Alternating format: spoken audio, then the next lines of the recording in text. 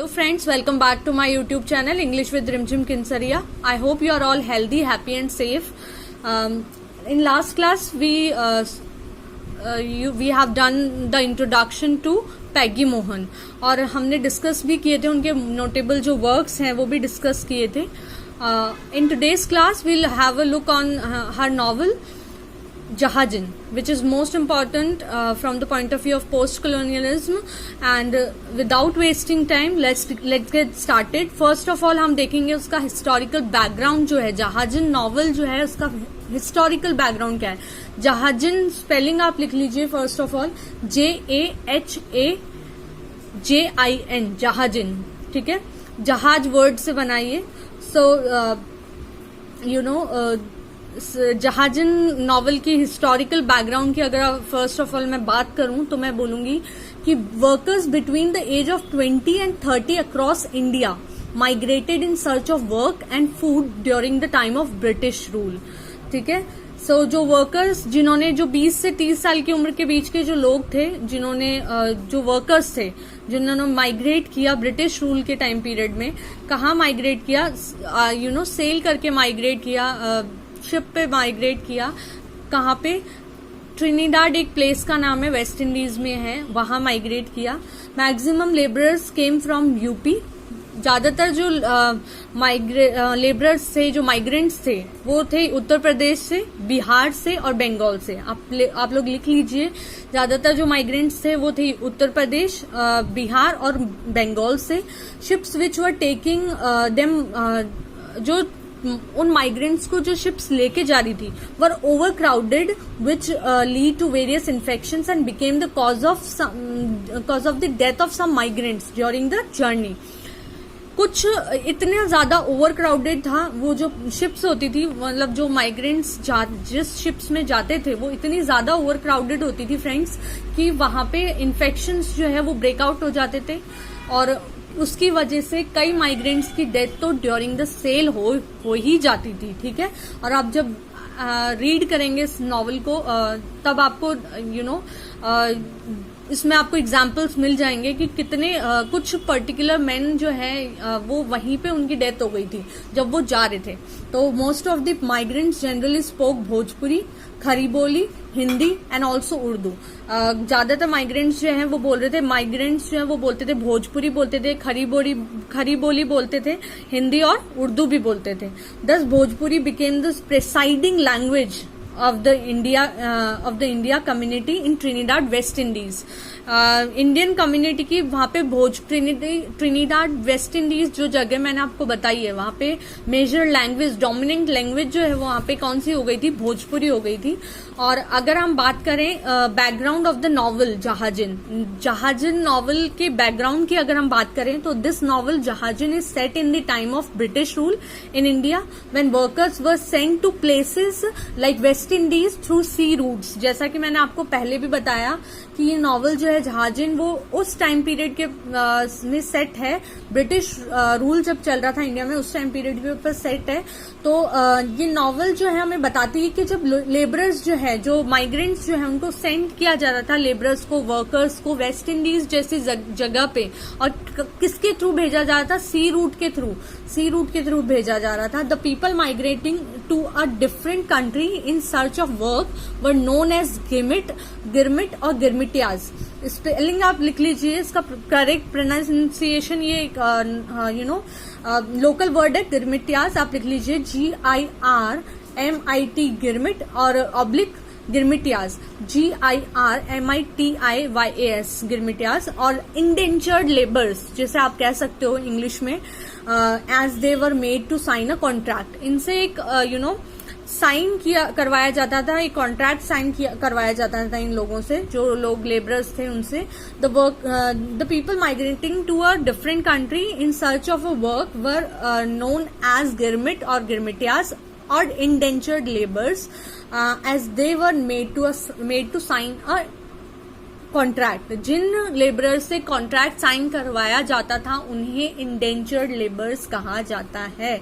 After once the contract made their fate was not decided, जब contract हो जाता था उनके फेट में क्या होगा क्या नहीं होगा कुछ डिसाइड नहीं होता था, उनकी किस्मत में क्या होने वाला है। This novel talks about the life and experience of these workers who sent as indentured labourers after the fulfilment of contract settled there. ये नॉवल जो है बात करती है उन लोगों के, उन लेबरर्स के लाइफ और एक्सपीरियंस के बारे में। So this novel is going to be very interesting. ये नॉवल बहुत इंटरेस्टिंग होने वाली है। आपको पता चलेगा कि कितना उन्हें सफर करना पड़ता था, उनकी लाइफ कैसी रही होगी, कितने हार्डशिप्स उनकी लाइफ में उनको सहन करने पड़े। सो this is all about the background and the historical background of the novel Jahajin. Let's have a look on the plot, summary of the plot. और I wish कि आप ये नॉवल पढ़ें क्योंकि this novel is very interesting. The novel opens with the narrator, a young linguist, talking to 110-year-old Deeda, D-E-E-D-A, Deeda. one of the characters Deeda जो है, who came to the Caribbean on the same ship as her great grandmother. Deeda tells of leaving her village in Basti with her son Kalu. उसने अपने सन जो है कालू, जिसका दीदा जो है उनका बेटे का नाम था कालू, उसने अपने विलेज बस्ती से जो है क्या करा था, अपने बस्ती से वो गई थी यहाँ से एज ए इंडेंजर्ड लेबर गई थी ट्रिनिडाड में। And sailing across the seas to Trinidad to which she calls Chinidad the land of sugar. Trinidad को वो दीदा क्या बोलती है, चीनीडाड बोलती है, क्योंकि जिस चीनीडाड का मतलब क्या हो गया, land of sugar. Okay, further she also tells about the life and friendships she built on the Esperanza Estate, जहां वो रहती थी, वहां पे जो उन्होंने फ्रेंडशिप्स बनाई, फ्रेंडशिप्स की लोगों से, उसके बारे में और लाइफ के बारे में डिस्कस करती है वो उससे, नरेटर से। Within this larger story there is also a dream like myth Sarang. इस ये मतलब ये स्टोरी जो है, जैसे जैसे स्टोरी आप when you will read the novel you'll see that यहाँ पे एक पैरेलल स्टोरी चल रही है, किसकी, सारंग की स्टोरी चल रही है। सारंग जो है एक मंकी कपल था जो कैसे जिस उस मंकी कपल की कैसे वो उनका इंकारनेशन होता है, कैसे वो रिबर्थ होता है उनका, as a human being rebirth होता है, और कैसे वो मिलते हैं बिछड़ते हैं। This is all about the story of the myth of the Sarang. ठीक है, जैसे जैसे स्टोरी चलती है उसके पैरेलली जो है ये स्टोरी सारंग का मिथ जो है वो भी चलता है। ठीक है, Sarang is the name of the beloved, okay, and Sada Brij is the name of the lover. Okay, hence Deeda also tells the author about a folk tale of male and female monkey, जो मैंने आपको बताई दिया, in poetic form interwoven with songs. She even tells the love story of Sarang and Sada Bridge. सादा bridge की story, और मैंने बताया आपको सारंग और सादा ब्रिज की स्टोरी, लव स्टोरी जो है वो भी बताती है वो उसको।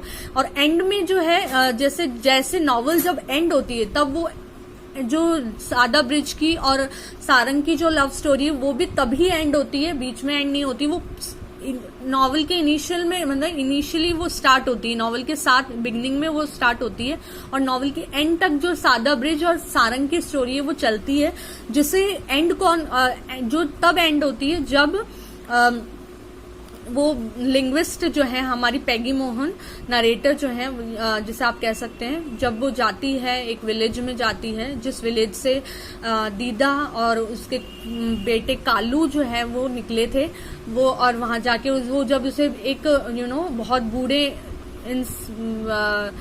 एजेड पर बंदा मिलता है उसको, जब वो गाता है वो सॉन्ग जो मैंने आपको बताया पोएटिक फॉर्म में, जिसे डिस्क्राइब करती है वो सादा ब्रिज और सारंग की स्टोरी को, तो उसी एक्सेंट में उसी स्टोरी को एक वृद्ध इंसान जो है वो सुनाता है।